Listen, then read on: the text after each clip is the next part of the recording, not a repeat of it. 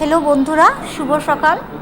আজ আবার নতুন আরেকটি ব্লগে আপনাদের সবাইকে স্বাগত জানাই।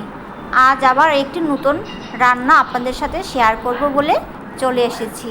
আজ বানাচ্ছি আমি কুমড়ো পাতা দিয়ে, চাল কুমড়ো পাতা দিয়ে শীতলের বড়া, শুকনো মাছের বড়া।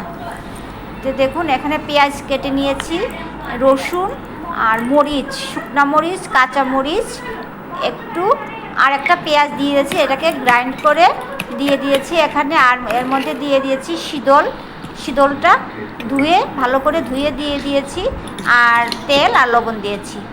এখন দেখুন, এখানে ওই পাতাগুলি আগেই লবণ জল দিয়ে ধুয়ে নিয়েছি।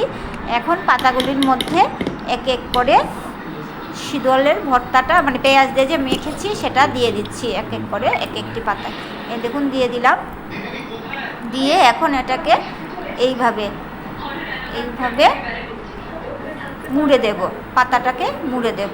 এই যে সবগুলি পাতা আমি এইভাবেই মুড়ে রেখে দিচ্ছি। এই যে রেখে দিচ্ছি। তো এখন এখানে একটি ব্যাটার বানিয়েছি, চালের গুঁড়ো আর বেসন আর হলুদ আর একটু লবণ দিয়ে এটাকে মাখিয়ে, এখন দেখুন বেসনটাকে ওইটার মধ্যে, বড়াগুলোর মধ্যে মাখিয়ে কড়াইতে তেল গরম করে দিয়ে বসিয়ে দিয়েছি। এখন উল্টে পাল্টে ভেজে নিয়েছি দেখুন। আর ভাত খেতে বসে গিয়েছি, শীতল বড়া, মাছ ভাজা আর ডাল। তাহলে খাওয়াটা আজকে খুবই জমে গেছে, খুব দুর্দান্ত হয়েছে রান্নাটা। বড়াগুলো খুব সুন্দর হয়েছে। ভালো লাগলে এটাকে লাইক করবেন, শেয়ার করবেন।